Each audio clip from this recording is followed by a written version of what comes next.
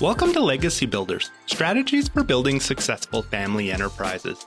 Brought to you by Beacon Family Office at Asante Financial Management Limited.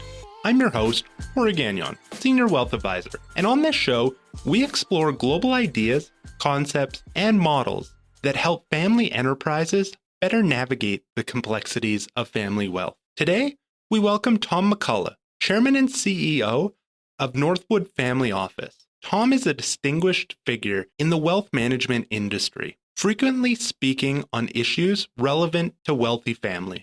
He co-founded Northwood Family Office in 2003, which has become Canada's leading multifamily office, consistently recognized by the Family Wealth Report Awards. Tom is also an accomplished author, co-writing Wealth of Wisdom and Family Wealth Management. He serves as an adjunct professor and executive in residence at the University of Toronto's Rotman School of Management. Recognized for his thought leadership, he was awarded Best Individual Contribution to Thought Leadership in Wealth Management in 2020. Tom is deeply committed to his professional and philanthropic endeavors, balancing his impressive career with active community involvement. My goal is to be the most curious person in today's conversation with Tom McCullough, where we explore his wealth of experience in guiding families of wealth through complex decisions and multi-generational challenges. We'll discuss how Tom's pioneering work in establishing Northwood Family Office has led him to reimagine the role of the family advisor, focusing on active listening, goal alignment, and a deep understanding of each family's unique circumstances and aspirations. Together, we'll uncover the importance of patience, empathy, and willingness to challenge preconceptions in helping these families navigate the complexities of wealth preservation and legacy planning for generations to come. Now, let's dive in. Welcome, Tom. We're excited to have you here today to share your wealth of knowledge and experiences with us. Let's dive in, shall we? Sounds great. Tom, imagine you're delivering the commencement speech to the graduating class of 2024, and you have the chance to inspire them with your story. How would you begin your speech to convey the incredible lessons and expertise you've gained along your career? Well, I love a good story, so I would tell them 3 stories about myself.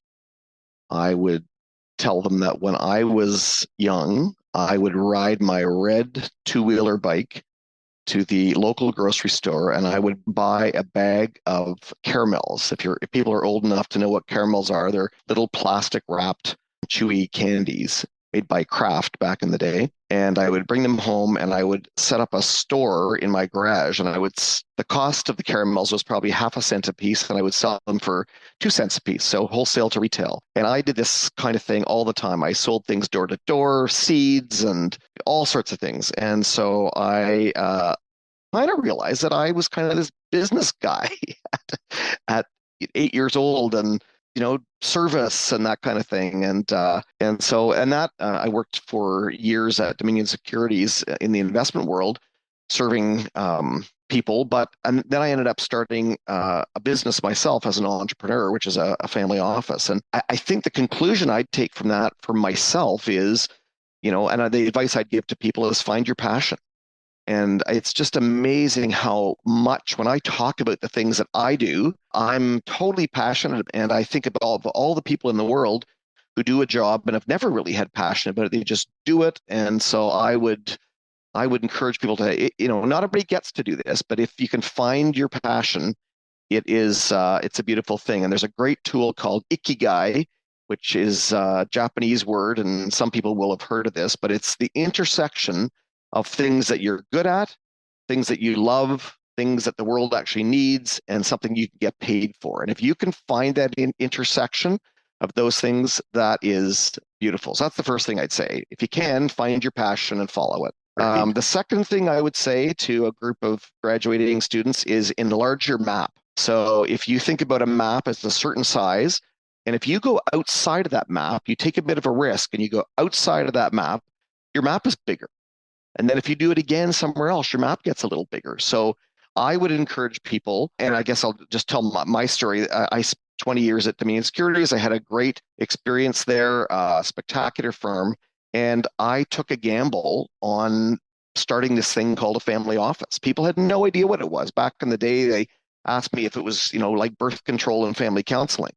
And I had a really tough start. It really didn't work out very well. I didn't know what I was doing. In fact, I often think to myself, it's a good thing that entrepreneurs are not either that smart or don't think things through all the time. Because if you thought through everything, you'd come up with all sorts of reasons not to do something, not to enlarge your map. And Absolutely. and that's a great thing that entrepreneurs kind of go for it. Maybe it's a combination of the two, passion and enlarging your map. So I would encourage people to take those risks, travel to that place, make that change to enlarge their map. And the third thing I would say, this crazy story that sticks in my mind, and I don't know why it sticks in my mind so much, but I was in downtown Toronto where I live, and I was about to cross the road, and there was a fellow in a large pickup truck turning the corner, and a woman, and the light that I was going to cross was yellow, and a woman stepped off the curb to cross the street. The yellow light was yellow. The guy was turning into her lane. They didn't hit, but they were both mad at each other. And he leaned on his horn. She gave him the finger. And the whole thing was about 8 seconds or 9 seconds. And they went off, both of them mad. He screeched his wheels. And I just thought to myself, what happened to those people that day or possibly in their life that made them so mad about that interaction? So the takeaway for me about that is you just don't know people's whole story. You see the tip of the iceberg, and the real rest of their story is down below. So the conclusion is be kind, show grace. You don't know the whole story, where people have been and what's caused them to react the way they do. I'm not saying I do that all the time. I'm saying I believe in that. I would like to do that all the time. I'm working on it. That's awesome. Wow. Find your passion, enlarge your map, be kind. I love that. And so let's pick up on Ikigai, because I actually own a book, and the reason I bought the book is not out of recommendation, but because I searched that word after reading a chapter in one of your books. Ha, interesting. And so that book and that concept was introduced to me not today, but previously. And I think it's fascinating that you pull that out, because so many people don't have that chance to live that passion. Tell me, in your experiences and the work that you've done with people, Tom, what does it look like in others when you've seen them come to that intersection? I would say, first of all, this is a chapter you're referring to in our book. We've got a series called Wealth of Wisdom, and it's the second book called Top Practices for Wealthy Families and Their Advisors. And each chapter is written by a different person. So this chapter was written by Don O'Patterney and Keith Michelson as chapter 7 in the book. And it's called Using the Ikigai Model to Foster a Legacy of Meaningful Engagement. And I find that Ikigai is often most useful, not exclusively, but most useful to young people who are trying to figure out their life. And I thought of that particularly because you're talking about a commencement speech. And these are people, think about the word commencement. They're about to commence the rest of their lives, the right. Second act of their lives. And but oftentimes they don't know what to do. And they're told by so many people that they should do this or do that, or you have to make money, and some people, want to follow their passion, but where do they go? What do they do? And, money often complicates things. Money is an amplifier of all things. It amplifies the good in terms of opportunities, or can, but it can also amplify the bad. And people feel they don't have a purpose and don't have to do anything. And it's confusing. What is my purpose? And so I have used this many, many times with young people in the families that we look after to help them think about, Ikigai apparently means a reason for being in Right. Japanese. So what is my reason for being? And it's just in the book, Keith and Dawn go through an actual exercise that you can use to, as an individual or to help an individual go through this questioning process and get to a conclusion that is helpful. I mean, nothing's ever a silver bullet, but this is a way to help them find their passion, their mission, their vocation, and their profession. And and I just think that if somebody has direction and purpose, you can just imagine all the benefits that come with that, including self-worth, which we know these days is such an issue for young people in particular. And I do think the issue of money can cloud that issue of self-worth frequently. And I love how, as you mentioned, the definition of Ikigai, the reason for being. And recently I was on a webcast with Jay Hughes, and he brought up the meaning of the word wealth. And it comes from the words well-being. And it's very, very similar in that if you go to the root, and really money complicates things, and as you say, that self-worth is such an item there that that not even young people struggle with, but for sure, all people. And so, Tom, let's talk a little bit about the books, because I view that as an Ikigai for yourself. The fact that you were able to bring all of these amazing minds together, and that second book that you mentioned, 62 chapters, a lot of them co-authored. So we're talking about many more professionals than that you and Keith were able to bring together. How have you found that experience, and coming to the point where you are in your career and you've had the opportunity to bring these amazing stories out to families and their advisors? Yeah, it's an interesting way you ask the question, because in some ways it sounds like not like why did you write the book, or what do you think about the book.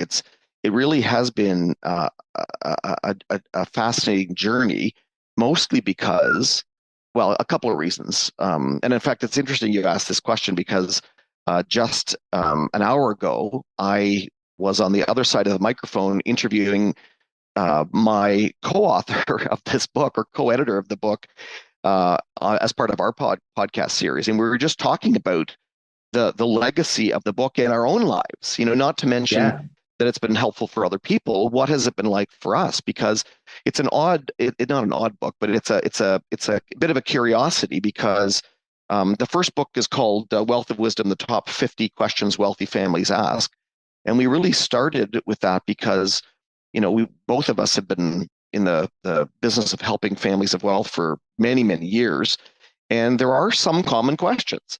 Right. And so we thought, well, what if we could gather those questions together and put them in a book for people and bring some answers? And so there was kind of a labor of love, giving back to the community goal in this whole process. We were hoping that, I don't know, I'm party they say you should write the book you want to read. And I thought, I would love to read a book like that. What are the most common questions? Because if I haven't thought of them, I'm sure I'm going to think of them at some point in time. So why not, save time and see what other people are thinking?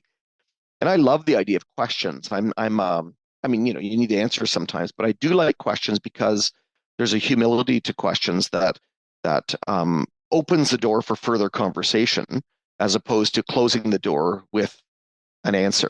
Actually, I'll just take a little parenthetical pause here and say that when I started, before I started a family office, the reason we started is because I was looking for one for our own family and couldn't find it. Right. So I went to my father's accountant, because my dad was looking for some help, and I asked him, we need some help thinking through our estate planning and our, family plans. And he said, well, you can do an estate freeze or you can do insurance. So like a lot of professionals, and a well-meaning guy, nothing wrong with Absolutely. him, but he jumped to the solution. He closed the door. And what he could have done is ask me a whole series of questions like, tell me what are you thinking? why don't we have lunch, the three of us, you and your dad and me? Why don't we talk about this? What are you hoping for? Who else have you talked to? And in many ways, I'm glad he didn't do that, because what it led me to do is start a family office myself, because they say the best entrepreneurs are frustrated consumers, and that's what I was. I Yep. thought, maybe I'll just go and do this. So anyway, it led to that, and so the first book really was about all these questions that people had been asking over the years. And then we thought, well, we don't have all the answers. We're not we could have written the book. We have experience, but we're not the only people. There's many voices out there. What if we brought in other voices? So for each question, how do you run an effective family meeting? Let's get Mary Duke to write that one. What about Ikigai? Don O'Patrick could write a great piece on that. So so what happened in this whole process is it became this community in some ways, Right. community of us, of the people who'd asked original questions, the writers of them, the people who read the book and then reacted to it, who probably have interacted directly with some of the contributing authors. So it's ended up being this community that many people have been part of. Families get the benefit. Families have been part of it, and they also get the benefit if they've got advisors who are, reading books like that and interacting with these kinds of topics and contributors. So it's been a really a wonderful experience for Keith Whitaker and myself as well. I know other people have enjoyed the book, but for us too, it's been fantastic. Absolutely. And yeah, just that community, as you mentioned, it really does build out as you connect with those people and the people they're connected to. It really broadens that network very, very, very quickly. Yeah, it enlarges your map too.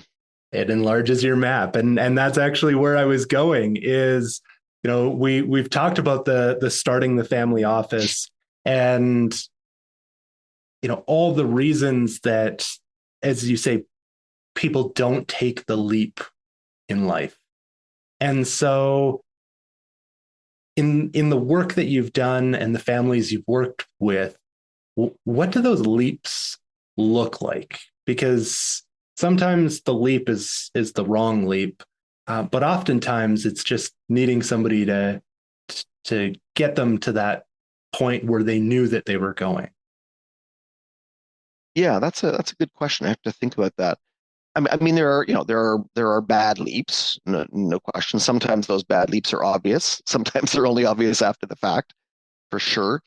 I think what I'm thinking about is, when you come to the edge of something and you think, "Ooh, I'm a little scared of that," or "It's new," or "It's different," or "I've never done that before." I think that's what I'm thinking of. That with just a little gentle nudge sometimes, or encouragement, sometimes people are able to step out of their little map and into just one little town next door on the map. And you go, oh, I did that. I could do that. Maybe I could take a bigger leap. Maybe it's going away to school. Maybe it's taking a job you just weren't 100% sure of. Maybe it's, well, for example, I mean, it's a very small example, but I I was at a course about how to be a good trustee. I'm a trustee of a number of trusts, and I took a course on that. And one of the speakers is back in 2017 was Keith Whitaker, Yeah. who is the co-author of my book. He and his partner Susan Macenzio were both presenters at this conference, and through a whole bunch of serendipities, we ended up sitting together at lunch or dinner, and we ended up being on the same you know, in the same group, the green team, I think it was, for some, personality group where I think it was the annoying people all got put in one green segment. And anyway, we were sort of like the two guys from the Muppet Show up in the balcony, are in the corner.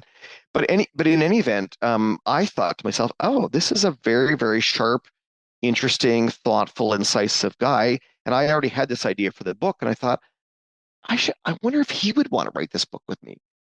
And then I had arranged to talk to him about something else, and we arranged to have a conversation. And then I got kind of shy because I thought, kind of weird. I don't even know the guy very well, and I'm gonna ask him if he wants to go on this massive journey of co-writing a book. But guess what? I stepped out of my little comfort zone, and well, I almost didn't. I almost didn't. I was concluding the conversation, and he said, "I thought you said there was something else you wanted to ask me." And I said, Ah, "Yes, in fact." So he gave me that little gift of that little nudge, and I wonder if he hadn't said that, might I not have asked? Because I thought it was a little bit too, I don't know, too much maybe. right. Anyway, I asked him, and he got back to me a week later and said, "I'd love to." And so that's 7 years ago. And look at all the things that we've done, together, that if I hadn't taken that little leap, or step, maybe it wasn't even a leap. So I think with families, a lot of the way I we think about that with them is helping them, think through the issues and say, why not? Why Yes. not?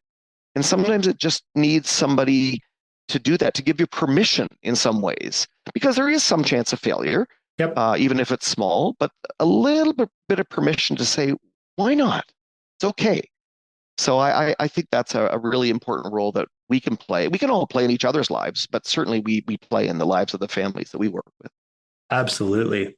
And so, Tom, Northwood Family Office was born because of uh, a frustration, which is fantastic that it was born and where it is today.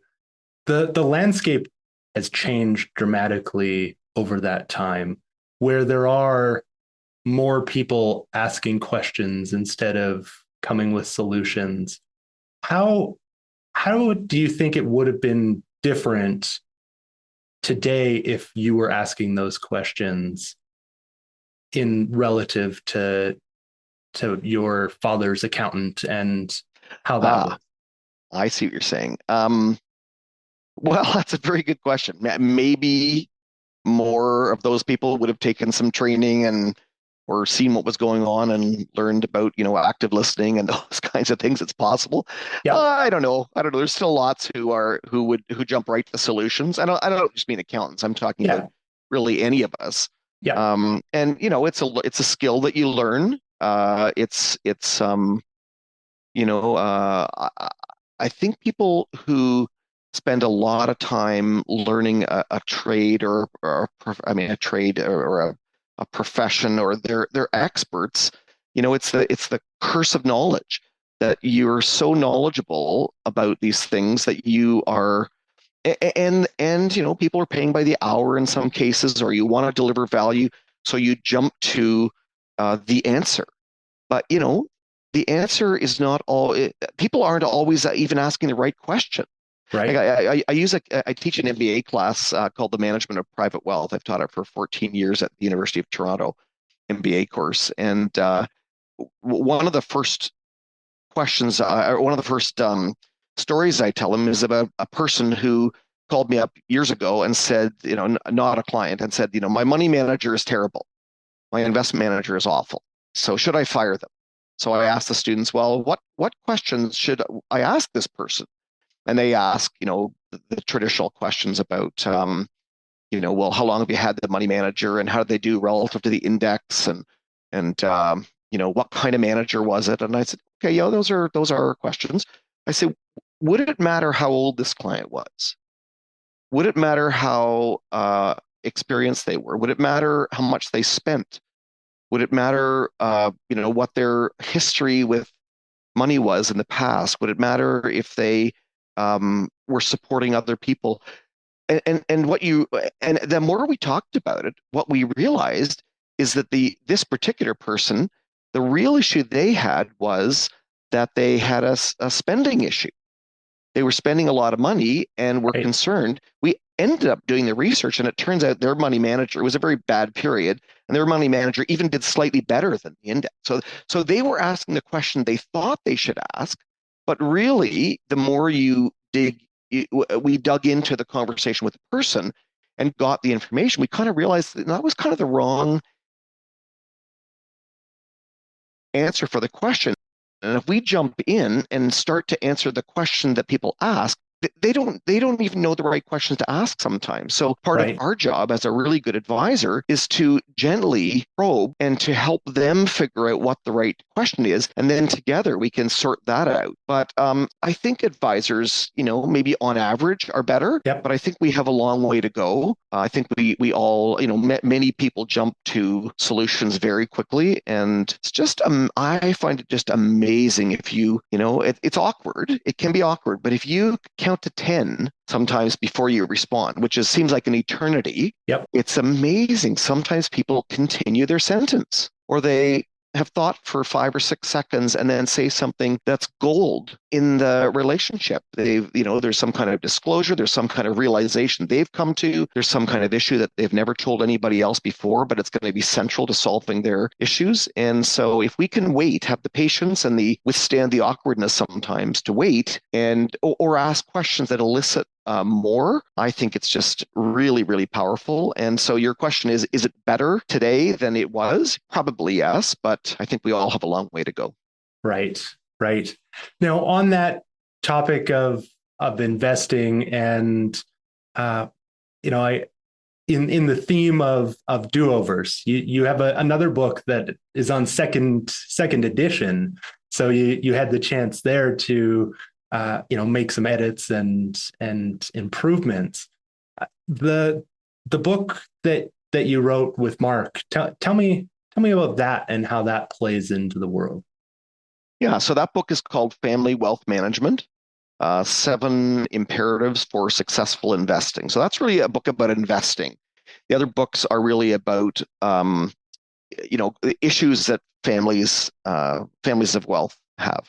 This book was written in 2013, and the only reason for a second edition is that it was 11 years later, and the world changes, and we wanted to update it and make the graphs, charts, and references more current. But the principles absolutely stayed the same. And I think the main message of that maybe are threefold. One is that all the work we do has to be focused around the client.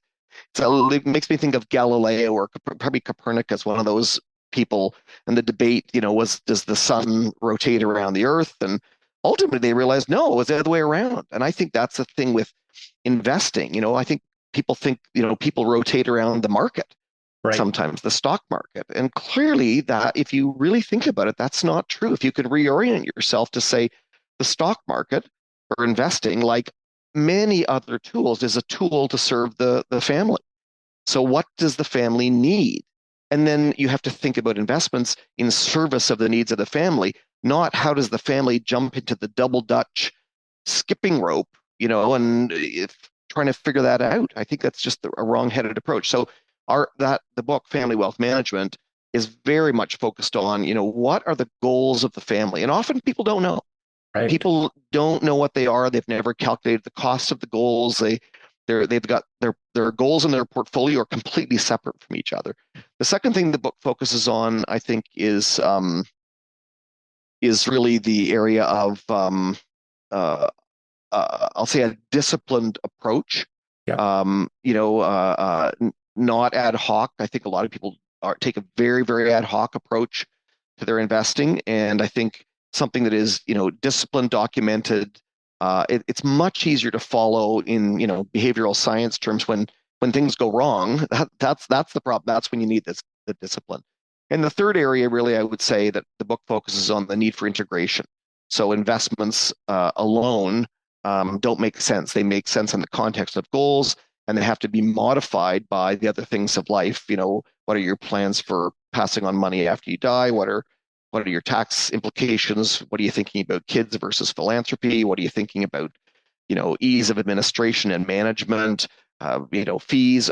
It's integrated, and unfortunately, the world has been typically organized by vertical silos based on people's expertise, not a horizontal structure that is based on the client's needs, which are all connected. They're all integrated. They're all mixed up. The client doesn't know which professional to go to half the time. So I wrote a piece in the Journal of Wealth Management last summer called "The Rise of the Integrated Advisor," and it's a piece that says,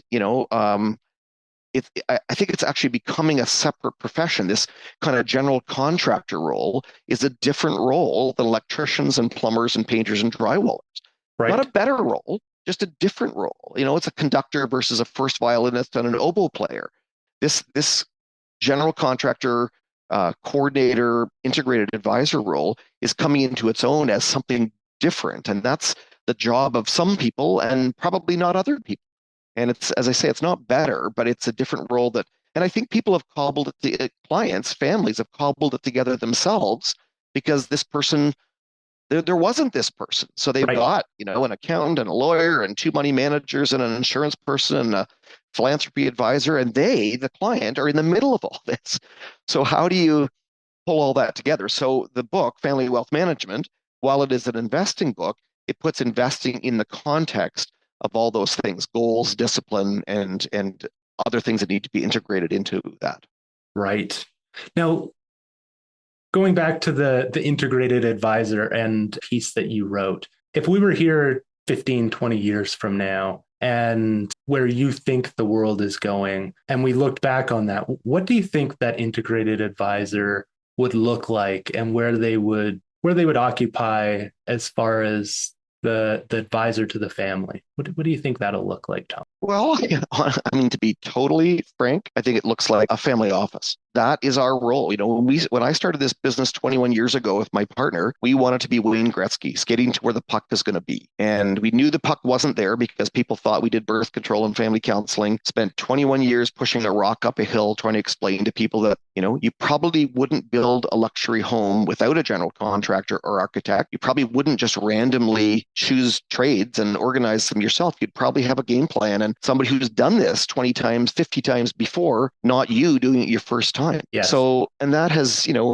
begun to resonate with people. And now, guess what? Everybody is a family office, it seems. So it's an interesting time to be in this role. I was lonely before. Now it's it's a little less lonely, but it's still a bit confusing for clients because we haven't sort of settled out as to what is the definition of whatever it is, a family office or an integrated advisor. But I think it's somebody who is, and you can see. I won't go through the details of the article. People can pull it up. It's actually on our website, even though it's a journal article. It's on the northwoodfamilyoffice.com website in case people want to have a look at it. But it talks about the details of what we think the definition really of an integrated advisor is, and the role it plays in the lives of families. And I think, I mean, everybody can get better, but we play this role where we are objective, we connect all the dots, we don't have a product to sell,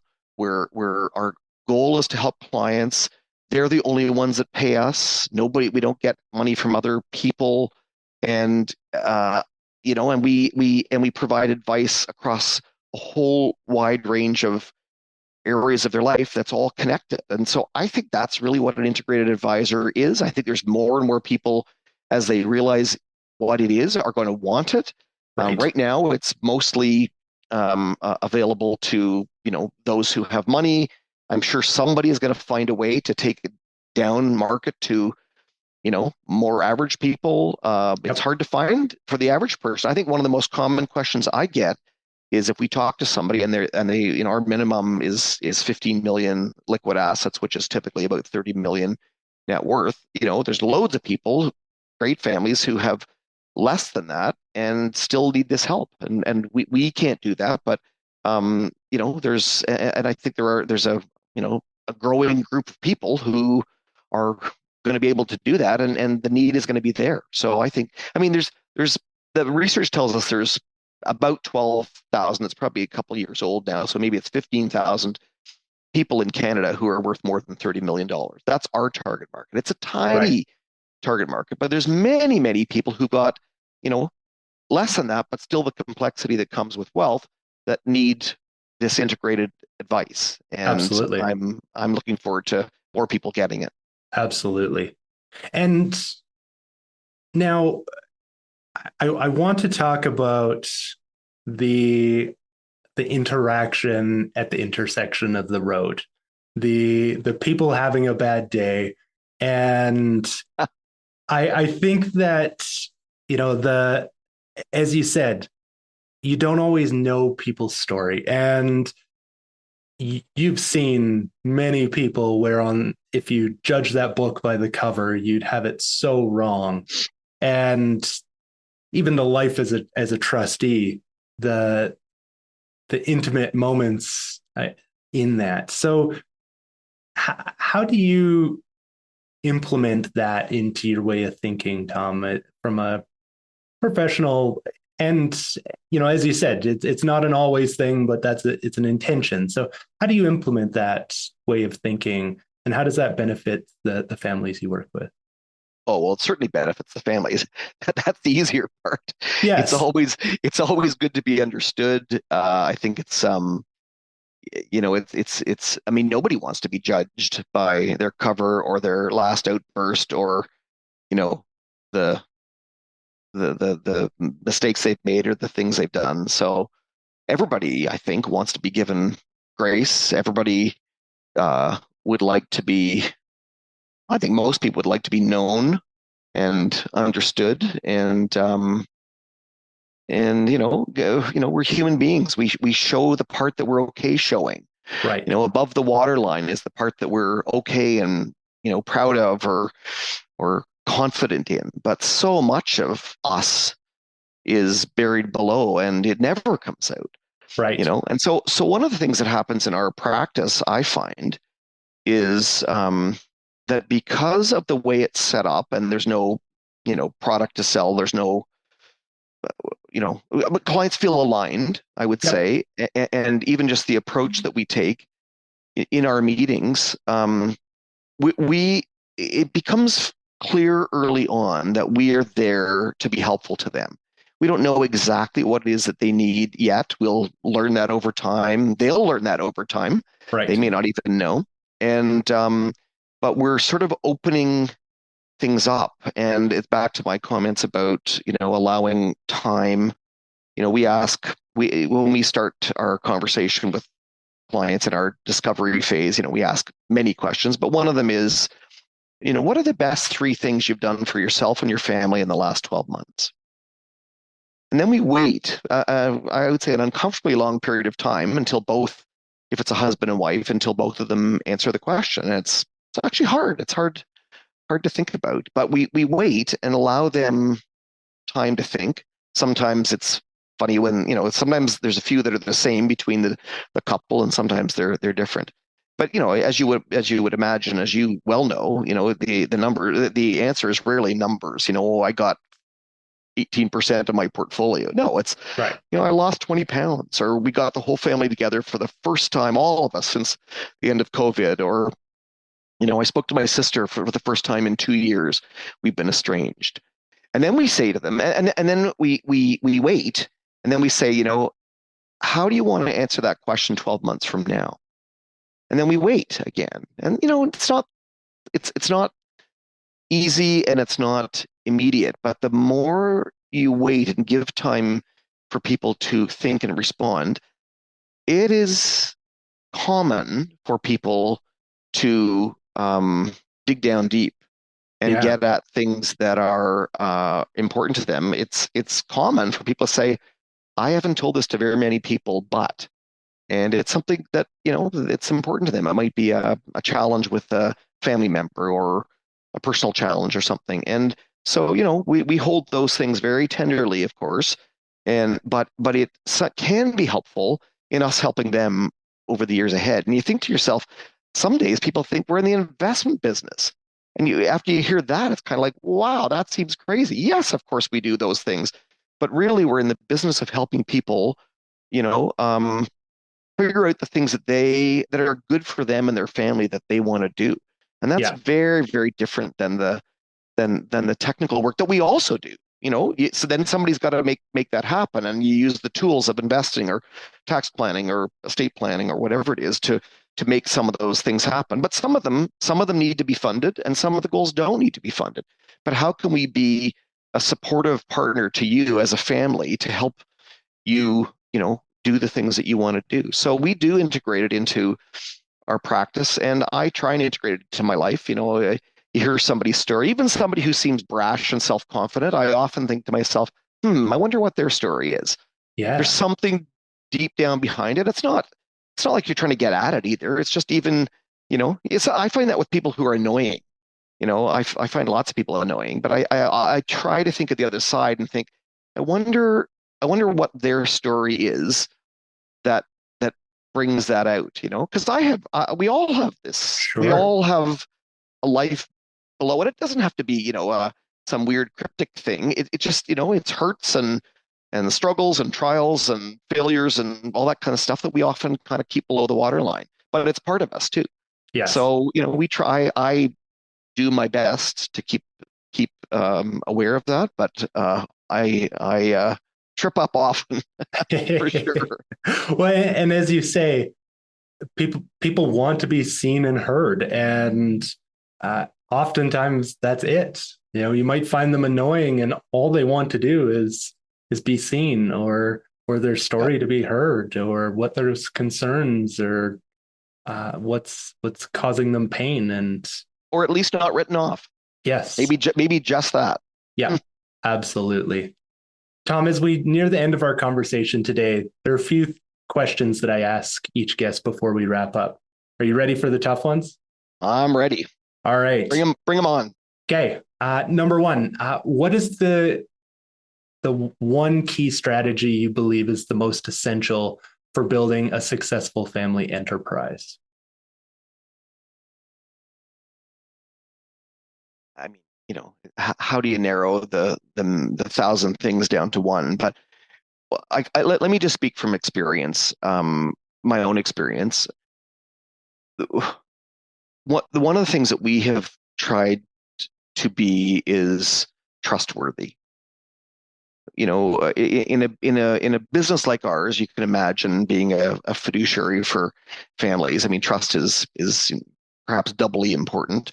But we have tried to build a reputation of trust, fair dealing, literally putting clients first, doing everything with quality so people don't have to be worried that there's some other thing going on. And I don't know if you ever come across, or your listeners have ever come across, the trust equation. I first saw it in the book called The Trusted Advisor by uh, David Maister, Charles Green, and somebody else. Can't think of his name. And it's the equation is T, trust, equals C plus R plus I, all divided by S. And so T is trust. What is C? C is credibility. So the person knows what they're talking about. So one of the reasons you trust somebody is that they know what they're talking about. And that's Right. through education, experience, knowledge, and so on. R is reliability. They do what they say they're going to do. I'll have that to you by Thursday. Not Friday, not Saturday, not a month from now. I'll have it to you by Thursday because I said I'd have it to you by Thursday. And Yep. I is a funny word. It's intimacy. And really what that means is sort of a relatability. This is a person I could talk to and I feel like I could disclose to and trust enough to have that, I'll call it intimate conversation. And guess what? If you go back to your arithmetic, division is more powerful than addition. So all divided by S, which is self-orientation. If Right. it's really all about me, even though I'm credible, reliable, and have intimacy or relatability. If it's really all about me and I'm trying to get something out of it, it really ruins trust. So I just think I teach this to my MBA students. We talk about it with staff.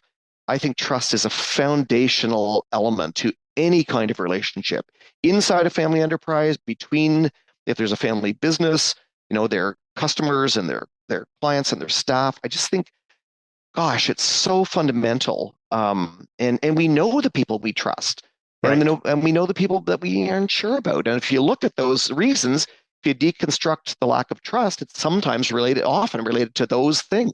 Yep. Those C plus R, the C and R and I and S.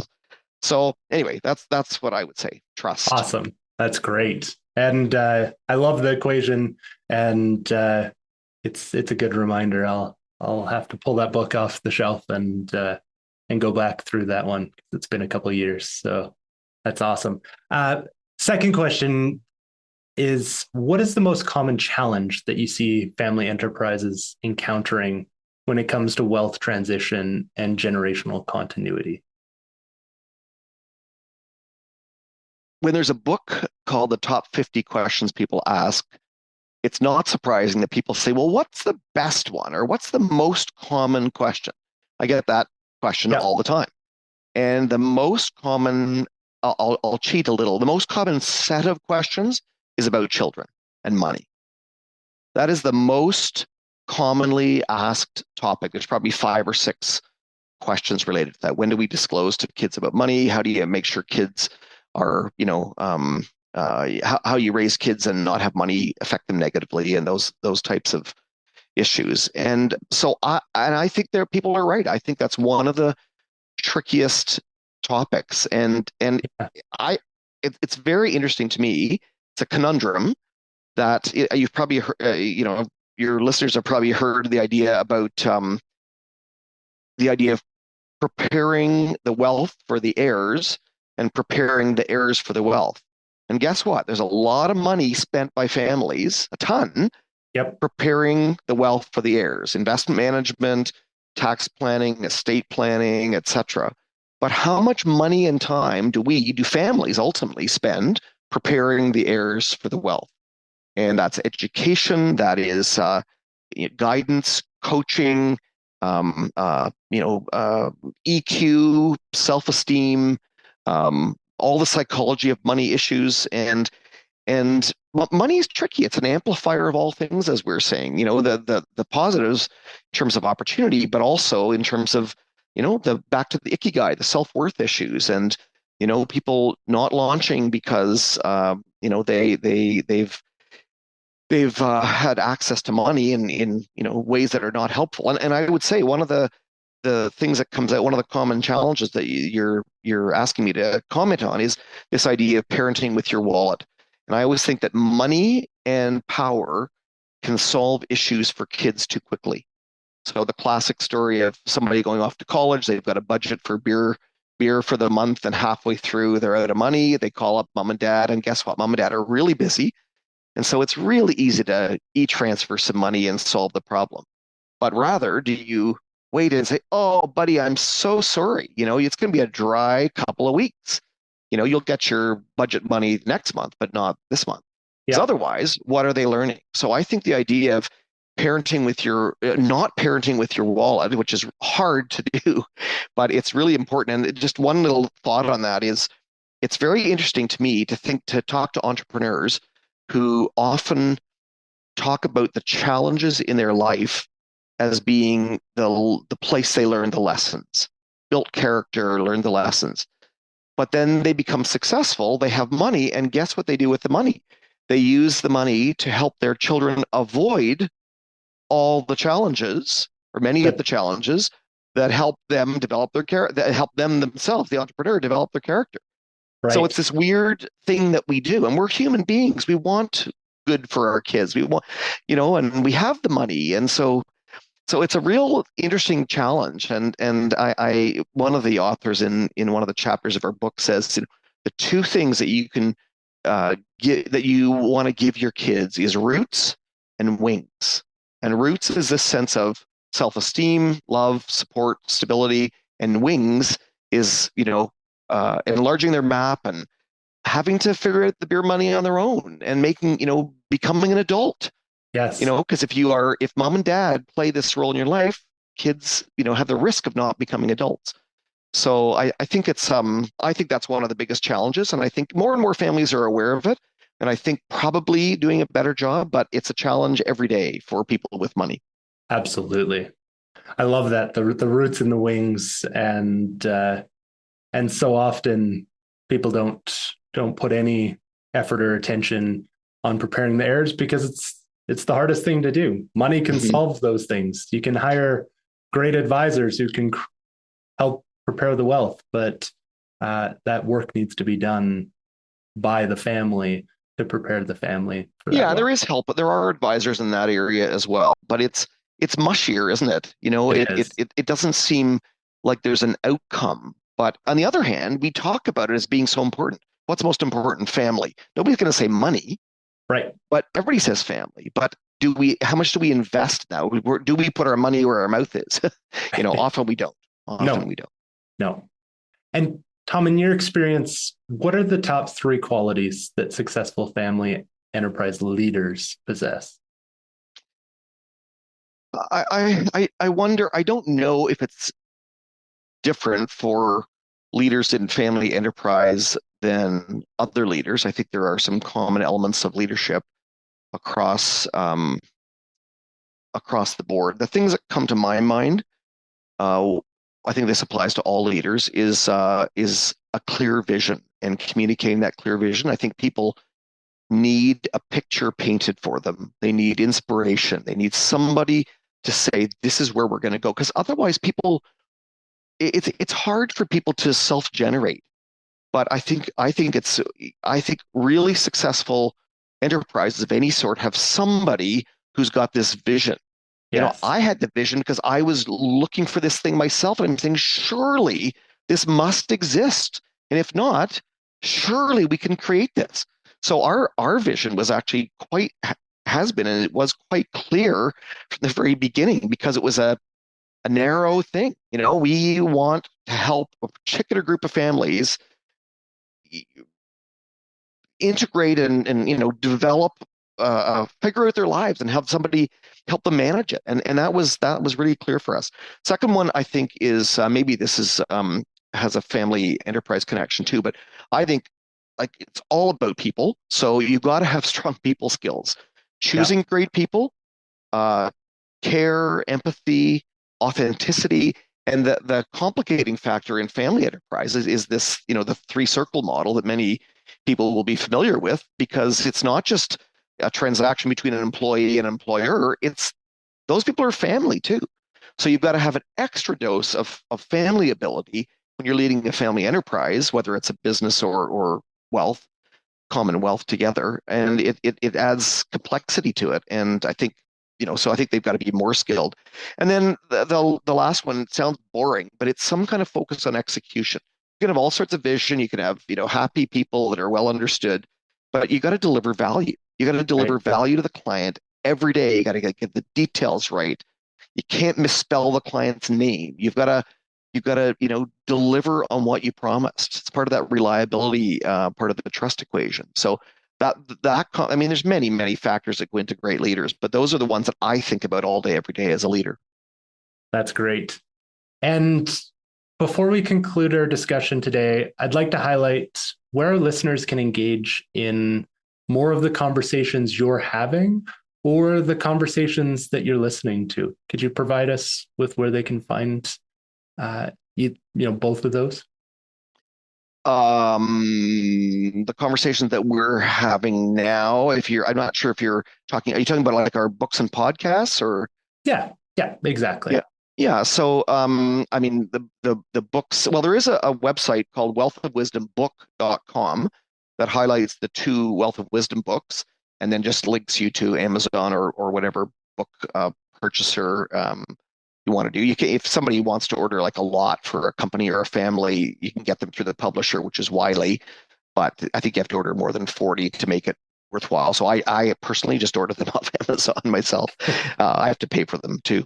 Um, and it also, that site also lists our podcast. There's almost 100 podcasts with the contributing authors of the various books. Um, and but that's also available on Apple and Spotify and various other podcast spots. And it's just called the Wealth of Wisdom podcast. The new thing in our book world is the second edition of Family Wealth Management, and that's the book that was written originally in 2013, but it's been fully updated for the current world, and that's available on Amazon as well. For some reason, it's that the paperback is quite a bit cheaper, so you might want to opt for that because all the same stuff, just no Yep. hardcover. There you go. And how about conversations that you're listening to? Are there certain organizations or thought Oh gosh. leaders at this point? Oh my If you were gosh. to Check maybe check one or out my two. check out my book. There's all these amazing thought leaders. I mean, I'm part of an organization called the Ultra High Net Worth Institute, uhnwinstitute.org. It's a think tank, I guess nominally out of New York City. And I'm on the board of directors, full disclosure, and I'm one of the faculty. But it's only been around for 4 or 5 years, but it is in the business, it's not for profit, but in the business of helping bring clarity for ultra high net worth families. And it's, almost all volunteer, and it is the sharpest group of people I know in the industry. And we are having leading edge conversations about what is an integrated advisor, how can families sort through the cloud of fog to figure out what they need. And one of the fellows, Greg Rogers, who's a part of that, talks about families finding advisors, and he says, there's two jobs. One is to find the right airport, and two is to land the plane. And families often, because they don't know any better, jump in and trying to land the plane, which is send me all your investment information, and before they've even figured out which airport they want to go to. So part of what we're trying to do as an organization is bring, tools and clarity to people. And so that's one of the places that I'm meeting, fascinating people and engaging in really, really good conversations, all with the end goal to help families, be better and find better solutions. Yes. And also there's tons of stuff, by the way, on the Northwood Family Office website, northwoodfamilyoffice.com. We've got I'll just mention one thing on it. There's tons, but one of them is there's a self-assessment survey that you fill out, and it's has a statement, and you could say, yeah, that's true for me. No, it's not true, or I'm not sure. And it's just a great tool, I find, for families to figure out where they're doing well, where they think they're doing well, and where they think they've got gaps, and how those might be addressed. It's a really, really great tool. And you can choose to do with it whatever you want once you've completed it. But it's a very, very helpful tool to get people focused on what the real issues are and how their lives could be much better as a family. Fantastic. And I'll make one last plug for the Ultra High Net Worth Institute. The 10 domains of wealth, for a visual for our listeners. We'll link to everything that you've mentioned, but we'll also put a link there because I think that visualizes a lot of what we've talked about today and some of that integrated advisor as well. Absolutely. Great call. And I wanted to make sure that we covered everything. Is there anything else that you'd like to share with our audience that we didn't get a chance to touch on? I can't imagine. We've covered the waterfront. It's been fantastic. I've enjoyed the conversation, and really appreciate you, uncovering and what's the word, facilitating this type of discussion, because I think it's really important for families to get away from sort of the traditional approaches and get focused back on what their needs are. So I applaud you for leading and facilitating these types of conversations. I appreciate it. Well, thank you, Tom. I appreciate you taking the time today to share your expertise, insights, and it's been valuable to me, and I know that your contribution will be valuable to our listeners. And this will be a great episode to reference for years to come. So I appreciate it. Super. Thanks so much for the time. All right. Thank you. As we wrap up this episode, we invite you to reflect on the invaluable perspectives Tom has shared on the nuances of family office management and the importance of an integrated, holistic approach to serving families of wealth. Whether you are part of a family enterprise or provide consulting to family enterprises, Tom's insights underscore the transformative impact that can be achieved when we prioritize the needs and goals of families that we serve. Throughout our discussion, Tom talked about the critical role of strategic planning and adaptability in ensuring the long-term sustainability of family enterprises. Tom's insights also explored the Ikigai framework the intersection of what you're good at, what you love, what the world needs, and what you can be paid for. By aligning the family's collective Ikigai, which translates to reason to live, he underscored the need for families to approach succession planning with forward-looking mindsets, balancing the valuable traditions of the past with the evolving needs and aspirations of the future. Ultimately, our conversation highlighted the immense value of professional expertise and open dialogue in navigating the unique challenges and opportunities inherent in family-owned enterprises, safeguarding their legacy for generations to come. For those seeking additional guidance on navigating the complexities of family wealth management, Tom McCullough and his team at Northwood Family Office are ready to assist. You might also want to pick up your copy of the Wealth of Wisdom series, and we've included the information together with additional resources in the show notes to support you on your journey. Thank you for joining me, Corey Gagnon, your host of Legacy Builders Podcast. It's my personal passion to explore with you these topics related to family wealth. If you enjoyed today's episode, you can subscribe on Spotify, Apple Podcasts, or your preferred podcast platform. And don't forget to share this episode with family, friends, and colleagues who you care about.